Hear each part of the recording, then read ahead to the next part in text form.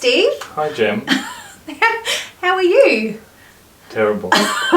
You shouldn't be. You're on holidays. Hi, and welcome back to Cheese TV. I'm your presenter, Marshmallow, and this is Cookie Chum. Cheese TV.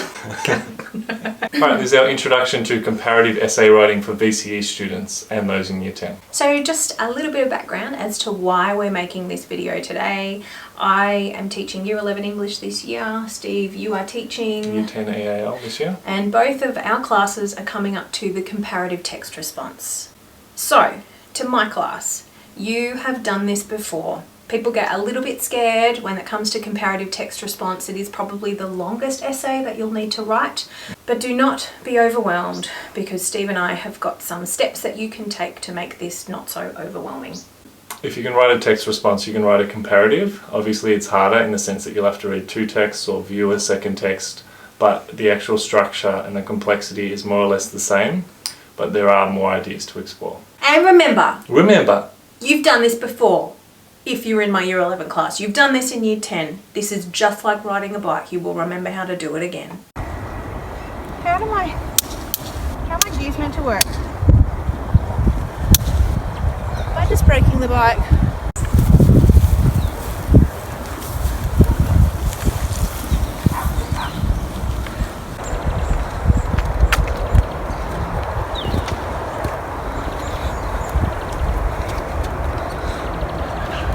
Footage has not been sped up. This is real speed. I nearly fell off. So, just like Jem riding a bike, you'll be graceful and successful. Alright, so for this you're sort of thinking a little bit like improv. So regardless of what your essay question is, or the prompts that you're given, or the quotes that you're given, you're always going to say yes and, or no but, or no and. You are always going to aim for a complex contention. So remember, in VCE English, we want you to write a complex contention, because that will always be rewarded in an essay situation. And so the focus of this video is on ideas rather than content, structure, or evidence. So this will apply to any text that you do. Keep in mind there are two main components. There's your ideas and there's your writing.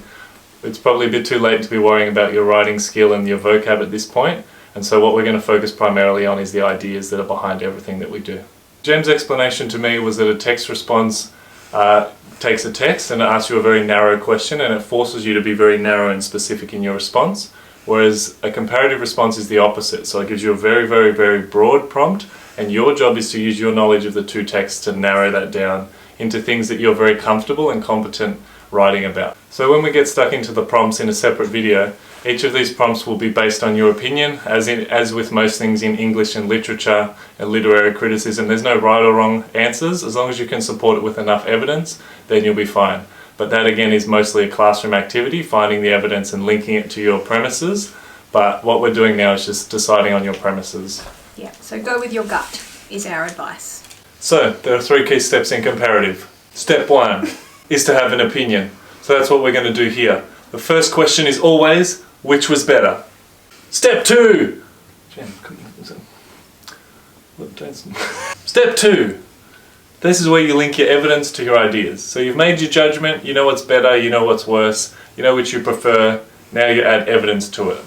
Graphic organisers all the way. So this one is pretty much up to your teachers, so don't talk to us about it unless we are your teachers, and then do talk to us about it. A lot. Of heaps. Send emails. I don't have weekends. Hashtag teacher life. Step 3. This is all about planning, structuring and writing. Again, this is up to your teacher. As long as your teacher doesn't tell you to put the two texts separate and do one paragraph on each, you're doing okay. If they are, tell them to go and read the assessor's report from last year. But be polite. Yeah. We're all professional. So the next video will be your gut reaction to each of the texts, giving you some prompts to discuss and to think about. Also, if the start bit wasn't very funny, it was because there was an ABC guy filming us. It was very meta. Kolber. Out. Out.